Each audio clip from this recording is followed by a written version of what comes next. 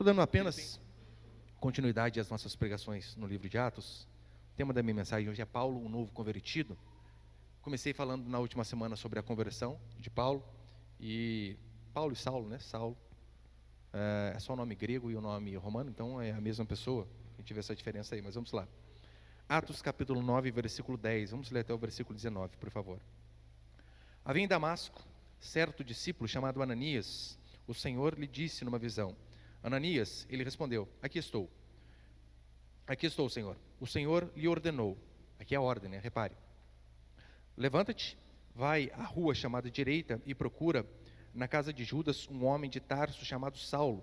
Ele está orando agora. E viu, numa visão, um homem chamado Ananias entrar, impor-lhe as mãos para que recuperasse a vista.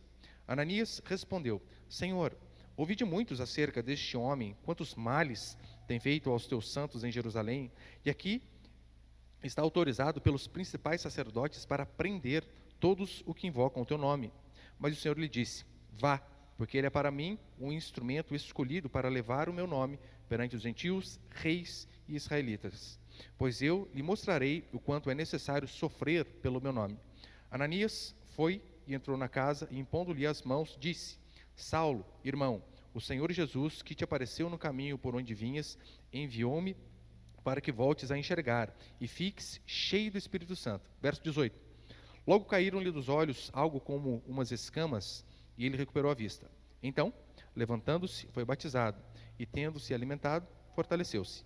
Saulo permaneceu alguns dias com os discípulos e estavam em Damasco. Até aí, tá bom. Olha para cá, por favor.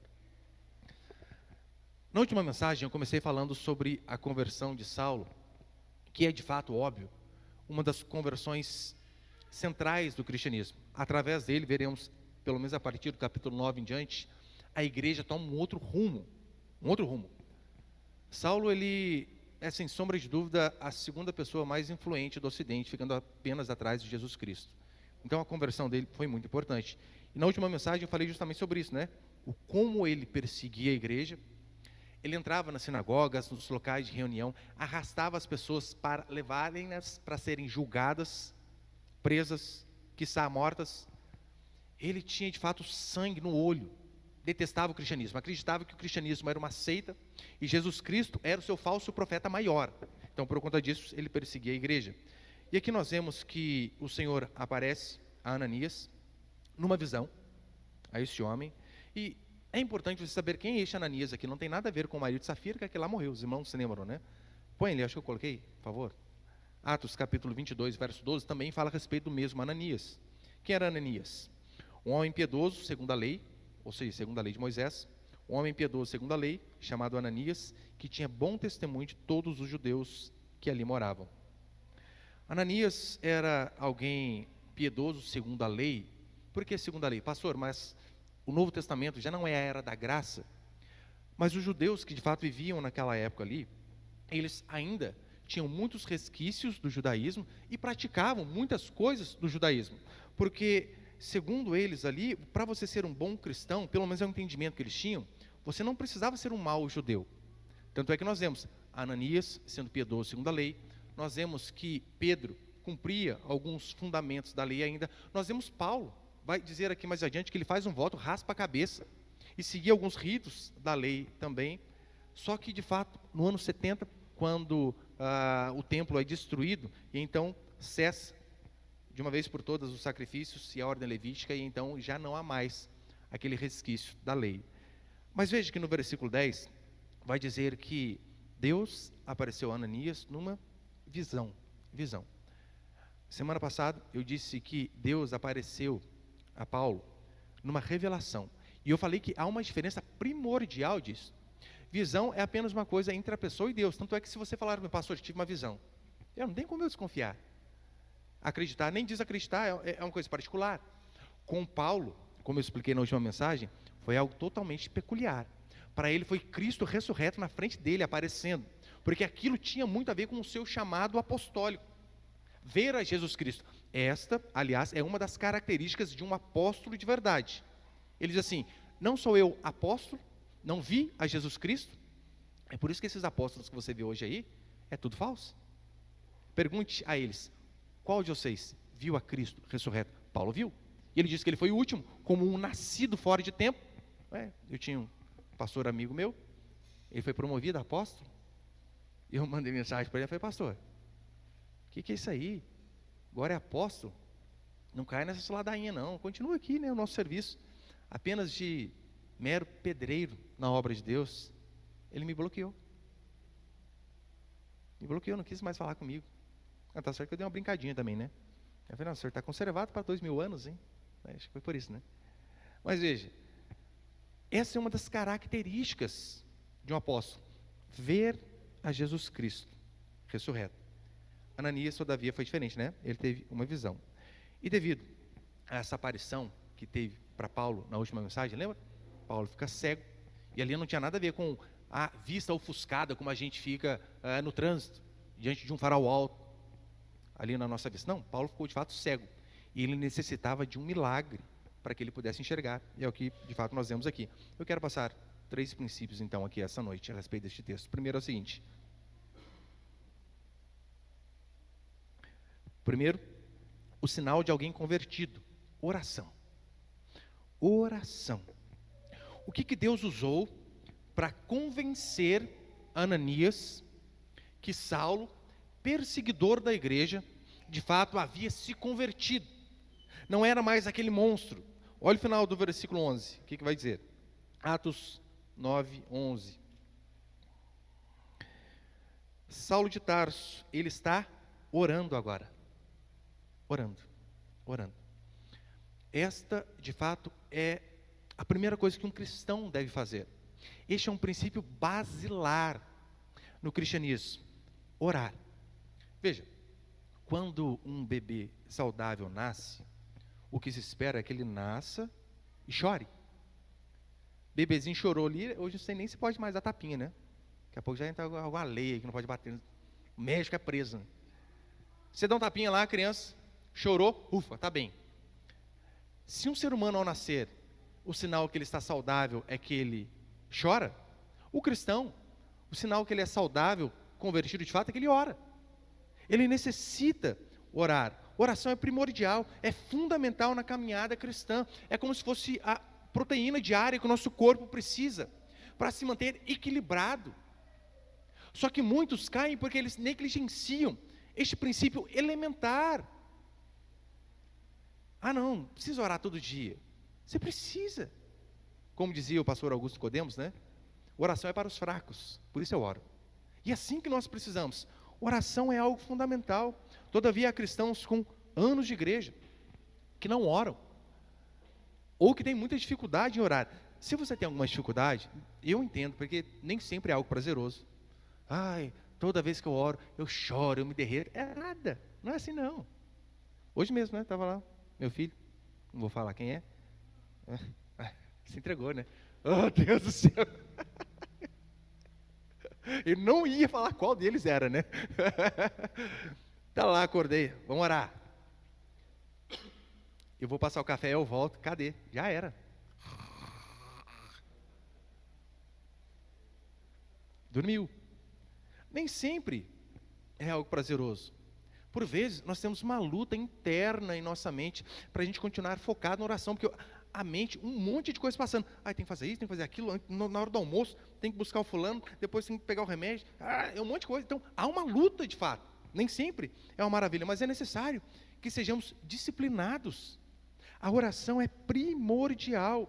A nossa oração, ela não é, todavia, para mudar a Deus, mas neste processo de orar, quem é transformado somos nós. Quem é quebrantado somos nós. Por isso nós devemos constantemente orar, porque é na oração que nós somos fortalecidos, transformados. Nós temos motivos de sobra para orar, ainda que a sua semana tenha sido terrível até aqui. Tudo tenha dado errado. Você tem motivos de sobra para agradecer. Agradecer. Devemos ser gratos a Deus. Quantas bênçãos imerecidas nós não temos. Quantas pessoas boas não temos ao nosso redor. Quantas coisas Deus não nos faz e por vezes somos ingratos. Reparamos só naquilo que dá errado. Só naquilo que não funciona. E ficamos por vezes bravos com Deus. Não. Devemos ser gratos. Devemos orar quando vamos tomar decisões. Isso aqui é fundamental.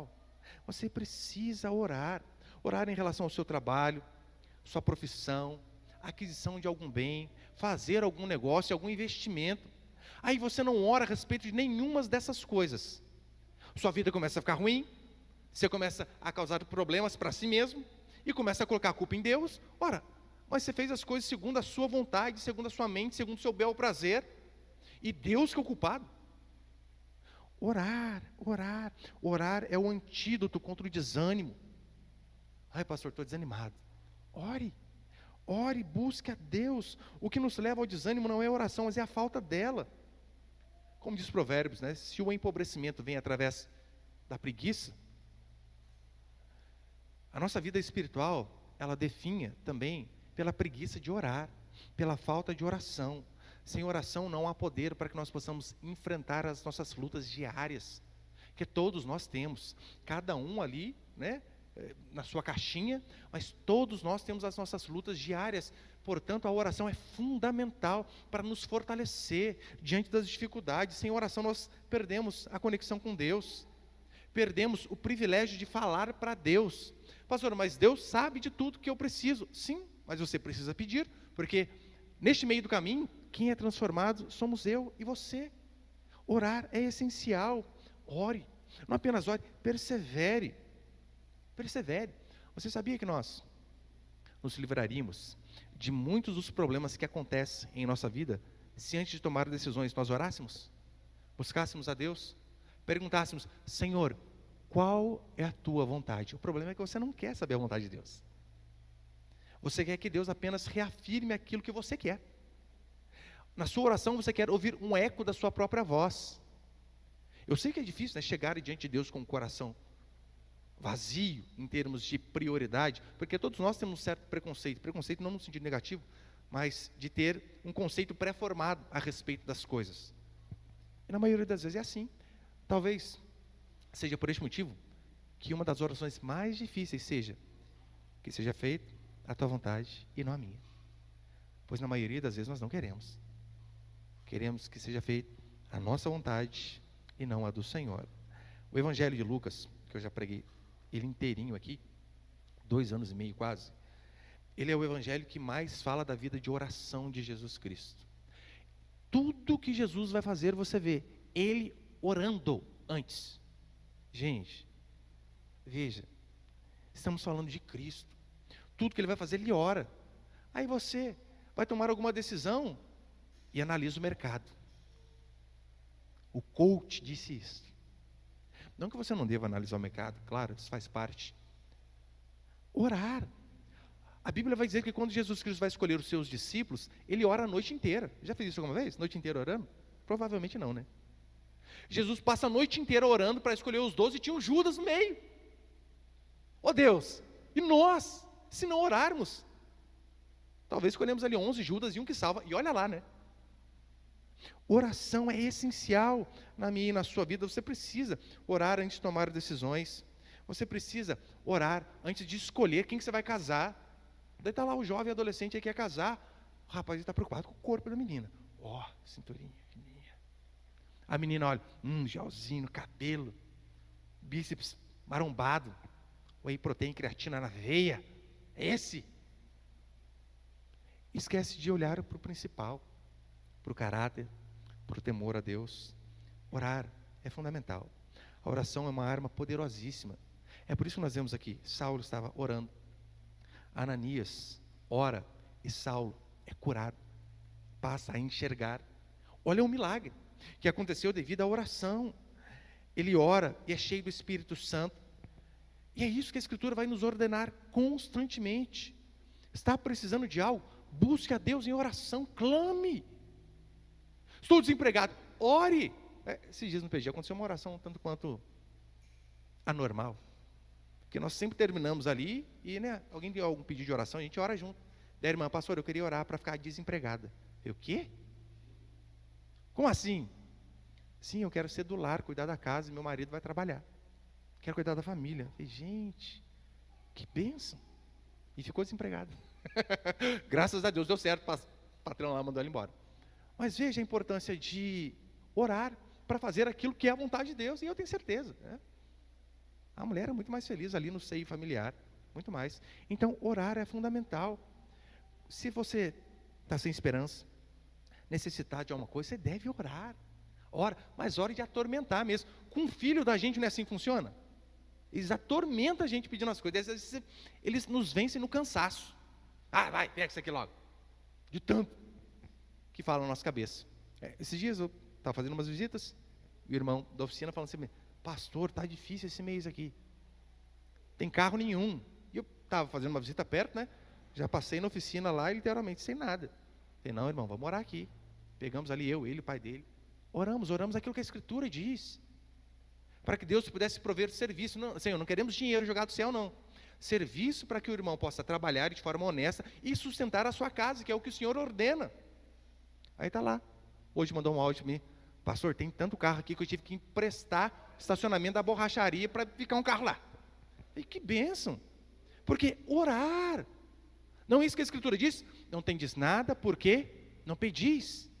É isso que Tiago vai dizer. Então, meu irmão, se você necessita de algo, ore. Meu filho, o terceiro, toda vez ele está orando lá, né? Às vezes eu confundo, que é muito, né? Igual hoje, eu estava ensinando para ele Gênesis, daí, falando lá para ele, tá vendo? A ordem era multiplicar, ter filho. Daí, começa aquelas perguntas de criança, né? E pai, mas como que nascia o filho da mulher se não tinha médico? Eita, nós. E vai eu mostrar para ele como que é um parto natural, só que é animal, né? Você é umas vacas, para eu mostrar a mulher, né? Você é umas vacas, para ela. Credo!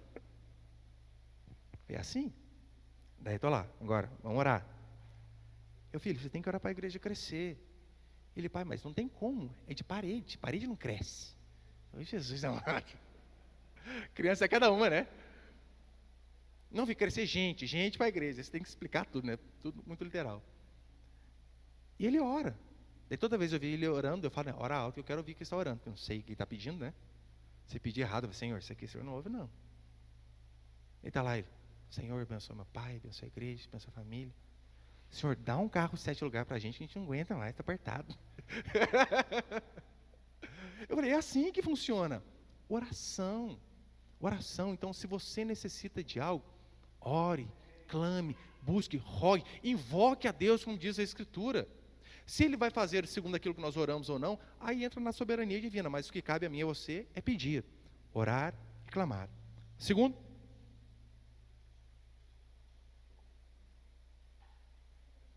princípio, Deus usa os improváveis em sua obra. No versículo 10 ele começa assim: havia em Damasco certo discípulo chamado Ananias. Lembra, Deus dá uma visão para Paulo, vai para tal lugar, e Deus dá uma visão para Paulo, né? Vai vir um homem assim, e dá uma visão para Ananias, vai a tal lugar que vai ter um homem assim, literalmente para confirmar ali. E se Deus aparece a você, se coloque no lugar de Ananias. Imagina, Deus aparece para você e diz assim, Robson, vá lá na Praça da Cascata e fale com fulano, que está de óculos escuros assim e assado. Gente, se Deus fala com você assim, você vai ter medo de fazer aquilo que Deus apareceu para você numa visão e falou com você. Ninguém tem medo. Não, calma aí, Deus falou, não tem como dar errado, né? Porque de fato é isso que acontece. Só que a Escritura vai dizer que Ananias, ele questiona Deus. Senhor, certeza? Sei não, hein? Sei não. Olha o que vai dizer no versículo 13 e 14. Ele fica receoso. Ananias respondeu, Senhor, ouvi de muitos acerca deste homem. Quantos males tem feito aos teus santos em Jerusalém? E aqui está autorizado pelos principais sacerdotes para prender todos os que invocam o teu nome. Aí o Senhor tem que falar de novo para ele, né? Vai lá que eu estou mandando. E o questionamento de Ananias aqui, olha, é até plausível. Pastor, ele é incrédulo. Não é, talvez eu e você no lugar dele faríamos a mesma coisa. Você imagina, esse homem aí está perseguindo um monte de cristão, arrancando lá das igrejas, da sinagoga, levando para ser julgado, preso, morto. Aí Deus fala para você, vá lá e fala com ele. Ele parecia Moisés aqui dando desculpa, né, Senhor? Sei não.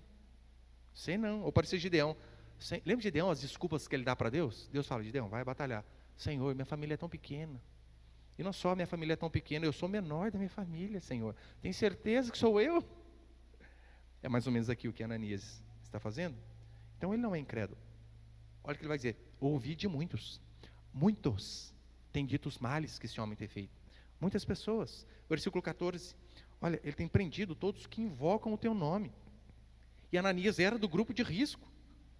Saulo podia estar fingindo, claro que podia. Chega lá, prende ele e já era. Imagina se fosse assim. Deus vem falar para você: fulano, eu quero que você vá evangelizar o disciplina do bairro ali. Sabe quem que é o disciplina? Vou explicar para você. É o chefe do bairro, da Boca. É o disciplina. Vai lá e evangeliza o fulano. Você vai?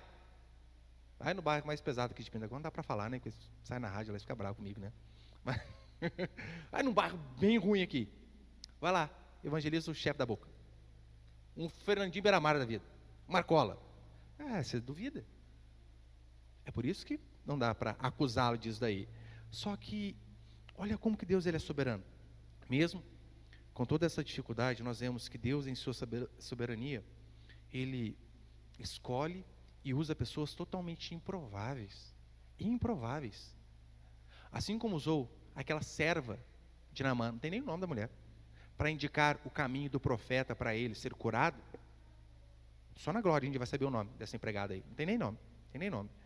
Aqui diz a Escritura que usa certo homem chamado Ananias para consagrar o maior de todos os apóstolos. Alguém que a princípio não é ninguém, só tinha um bom testemunho das pessoas ali. Um bom judeu é usado para orar para o maior dos apóstolos. Agora, se Deus usou Ananias, por que eu e você também não podemos orar para que Deus use-nos? Oh Deus, hoje em dia o que falta de fato são pessoas dispostas a fazer este trabalho, de orar, de evangelizar, de convidar as pessoas para vir à igreja. Ainda que não apareçamos, mas você já pensou que talvez uma pessoa que você traga pode se transformar num instrumento que muitas outras vidas vão se converter através dela? Minha esposa sempre fala, né? Eu nunca levei ninguém para a igreja, só você. Eu falei, tá bom. E graças a Deus, através da minha vida, nesses 20 anos aí, muitas outras pessoas ouviram o Evangelho e tiveram a vida transformada. E é assim que eu e você devemos fazer. Não perca a oportunidade. Toda quarta, todo domingo, fica aquele negócio na cabeça assim: quem que eu posso levar, quem que eu posso levar, quem que eu posso levar? Quem? Faz igual o Sérgio aqui, arrasta os amigos. Você nem se queria, né, Sérgio? Sei que você trouxe, né? Arrasta. É assim que funciona. Porque pessoas assim, de fato, querem o bem do seu próximo. E terceiro e último para encerrar. Terceiro princípio, os planos de Deus para Paulo, versículo 15, acompanhe comigo, por favor. Mas o Senhor lhe disse: vai, porque ele é para mim um instrumento escolhido para levar o meu nome perante os gentios, reis e israelitas. Aqui o que está acontecendo é que Paulo ele entra naquele plano divino de Atos capítulo 1, versículo 8, que eu preguei lá no começo. Lembra quando Jesus diz assim: permaneçam em Jerusalém até que vocês sejam revestidos de poder. E então vocês irão levar a mensagem do Evangelho. Jerusalém, Judeia, Samaria e confins da terra. Nesta hora. Primeiro aqui, perto. Depois um pouco mais longe, Judeia. Samaria, onde já tinham os judeus, meio mais ou menos. E confins da terra, de fato, os gentios. Paulo aqui está mostrando que o plano de Deus está se concretizando. E ele está fazendo parte deste plano. Tanto é que no versículo 16 vai dizer assim. Daí tem os poréns da vida, né? Pois eu lhe mostrarei o quanto lhe é necessário sofrer pelo meu nome. E o histórico de sofrimento de Paulo nós sabemos, não é nada leve. Eu não sei por que Deus disse isso a Paulo, né? Porque importa que ele veja, né? Que ele sofra pelo meu nome, como ele diz aqui no versículo 16, pois é necessário que ele mostre que é necessário sofrer pelo meu nome, mas poderíamos aí sintetizar basicamente em dois princípios. Primeiro, porque Deus queria que Paulo colhesse todo o mal que ele fez para a igreja. Sim, todo pecado é consequência, até na vida do cristão. Não pense que por sermos filhos de Deus, estamos livres das consequências do nosso pecado. Lembra Paulo? Paulo perseguiu, capturou, levou cristãos para ser julgados, presos. Deus perdoou Paulo quando ele se arrependeu? Óbvio que perdoou. Não temos dúvida em relação a isso. Deus perdoou. Mas, todavia, as consequências, na maioria das vezes, elas ficam. Pastor, Deus não é gracioso e misericordioso? Sim. Só que nós colhemos aquilo que nós plantamos. É por isso que eu sempre digo para os meus filhos, olha, diante dos pecados de vocês, saibam, vocês vão colher consequências. Vocês precisam se arrepender e orar para que Deus seja misericordioso. Porque se Deus for justo, vocês estão lascados. E é claro, eu ensino para eles, isso serve para mim, para minha esposa e para todos nós. O ministério de Paulo, ele foi de fato marcado por sofrimento. Sofrimento. Leia a história dele. É por esse motivo que o pecado na minha e na sua vida deve ser algo repugnante. Primeiro porque o nosso pecado fere a Deus. O amor de Cristo por mim e por você é ferido quando nós pecamos, depois de salvos, convertidos. Mas em segundo lugar, porque ele traz consequências terríveis para nós. Para nós, aqui na terra. Pastor, mas o que importa é que o meu lugar no céu está garantido. É verdade, eu concordo com isso. Se há arrependimento, seu lugar no céu está garantido. Ora, só que não é por conta disso que você vai viver de uma forma totalmente sofrível aqui, pecando, deixando de pecar, pecando, deixando de pecar, pecando, deixando de pecar. Quando eu digo pecando, é pecando deliberadamente, óbvio, né? Sabendo que é errado e fazendo. É diferente de pecados que nós cometemos, talvez aí, ocasionalmente. O pecado sempre vai trazer consequência. Sempre vai haver perdão, mas sempre vai haver consequência. Não adianta, se você coloca a mão no fogo lá e se arrepende, Deus perdoa? Sim. Mas vai ficar ardendo um bom tempo depois.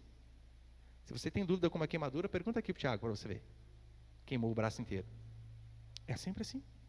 Moisés, escolhido por Deus, libertador do povo, por um momento de estresse, bravinho, Deus falou, não vai entrar na terra prometida, você vai ver de longe. Você vai subir e vai ver. E ele insiste, Senhor, não, acabou, não vai. Não vai. Pecado. Moisés foi assim.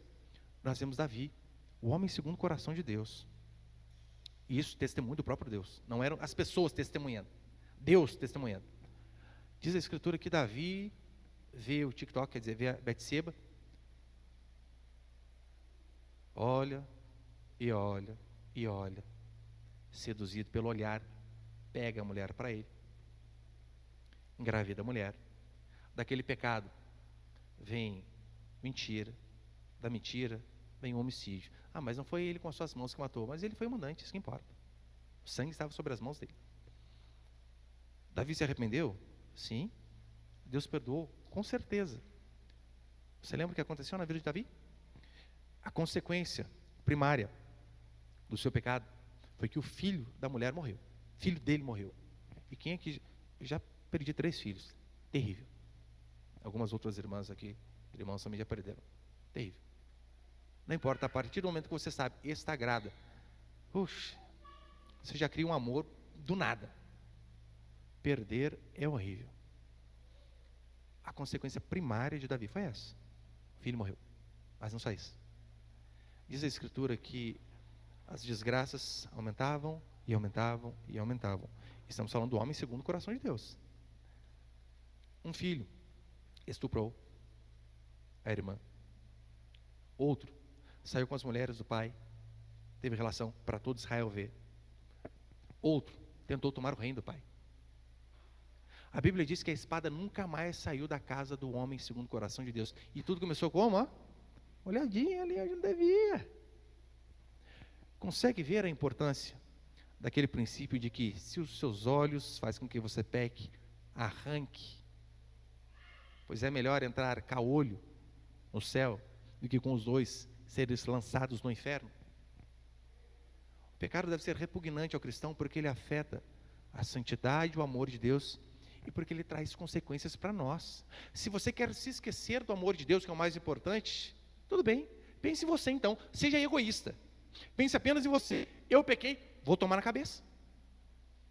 E é sempre assim, sempre vai ter consequência. E talvez a segunda razão seja porque, segunda razão não, porque ele deveria sofrer, foi para que ele entendesse qual era o caminho da cruz. Porque se você ler a carta de Paulo aos Coríntios, em especial a sua segunda carta, você vai ver que Paulo vai falar que ele foi escoteado. Você vai ver Paulo dizendo que ele foi preso, passou por naufrágio, fome, frio, apedrejamento. Foi dado como morto. Imagina aqueles homens vorazes parando de apedrejar Paulo. É porque eles tinham certeza, morreu. Então aí há duas interpretações, né? Aqui eles pensaram que Paulo morreu e foram embora, mas alguns teólogos que levantam uma segunda questão, a de que Paulo havia morrido. Deus fez um milagre e o ressuscitou. Porque aqueles homens eram sedentos por sangue. Para parar de apedrejar, gente, é difícil. Mas independente de qual seja a verdade, olha o que Paulo passou. Talvez por isso ele seja o apóstolo que dá mais conselhos sobre como passar pelos sofrimentos da vida. Ele ensina de forma espetacular. Ele vai ensinar isso em 2 Coríntios 8, ele vai ensinar isso em Romanos 5, ele vai ensinar isso em Filipenses. A carta cujo tema é alegria, a qual ele escreve dentro de uma cadeia.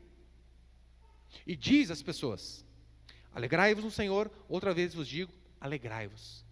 A circunstância terrível. Ainda assim, Paulo fala sobre alegria. O espinho na carne, que é dito que acompanhou esse homem durante toda a vida, a maioria dos teólogos, de fato, acredita que é algo físico, algo ali, né, no corpo, algum tipo de enfermidade. E veja, Paulo orou e orou muito para ser curado. Engraçado, ele orava para os outros curavam. Mas em relação ao problema dele, Deus não fez. 2 Coríntios capítulo 12, põe ele, por favor. Vai dizer assim, aqui nessa parte, né, que Paulo está todo angustiado por conta de sua enfermidade, diz assim: e para que não me ensoberbecesse com as grandes revelações, foi-me posto um espinho na carne, mensageiro de Satanás, para me esbofetear, a fim de que não me exalte. Por causa disso, 3 vezes pedi ao Senhor que o afastasse de mim. Então ele me disse: a minha graça te basta, porque o poder se aperfeiçoa na fraqueza. De boa vontade, pois, mas me gloriarei nas fraquezas, para que sobre mim repouse o poder de Cristo. Veja, Paulo teve um problema que ele levou durante toda a sua vida, até o seu martírio. Paulo foi alguém que sofreu extremamente, talvez só não ganhe de Jó, extremamente sofrido a sua vida. Talvez seja por conta do seu pecado, de todo o mal que ele fez para a igreja de Cristo, ou simplesmente para que também, né, Cristo mostrasse para ele qual é o caminho correto. Todavia, ainda que o sofrimento ele faça parte da vida, e faz, sabia? Nós que somos cristãos, não estamos imunes ao sofrimento. Não, muito pelo contrário, tenho falado aqui nas últimas pregações. Talvez uma das coisas que ratifiquem, que confirmem a nossa fidelidade, a nossa fé em Deus, seja o sofrimento, as angústias aqui nessa vida, a perseguição. Só que, se já somos perseguidos por sermos cristãos, que do sofrimento tenhamos os menores. Que seja sofrimento por conta da nossa fidelidade, não por conta do nosso pecado, não por conta da nossa burrice, não por conta da nossa desobediência. Toda vez que começa alguma coisa a dar errado, eu já vou orar: Senhor, o que eu fiz de errado agora? Onde? Tratei a esposa, filhos errado, algum irmão? Fiz algo indevido? Tenha misericórdia da minha vida. Porque se tivermos que sofrer, que seja um sofrimento devido à nossa fidelidade a Deus e não devido ao nosso pecado. Se você tem sido fiel a Deus e mesmo assim tem tido uma vida difícil, descanse no Senhor, fique em paz. Se você orou ali, fez uma autoanálise, assim como Davi fazia: Senhor, tu me sondas e me conheces, vê se há em mim algum caminho mau, e você viu que você não vive deliberadamente em pecado, fique em paz. É o sofrimento comum da vida cristã. Alguns mais, alguns menos, é verdade. Mas fique em paz. Mas que o meu e o seu sofrimento não seja por conta do nosso pecado, por conta da nossa ignorância e por conta da nossa desobediência, seja ao Senhor, seja aos pais, seja a qualquer superior que seja em nossas vidas, porque toda desobediência traz consequências. Que Deus dê a mim e a você graça e misericórdia de sermos fiéis a Ele, e que Ele nos livre do sofrimento por conta do nosso próprio pecado, da nossa própria burrice. Amém, meus queridos?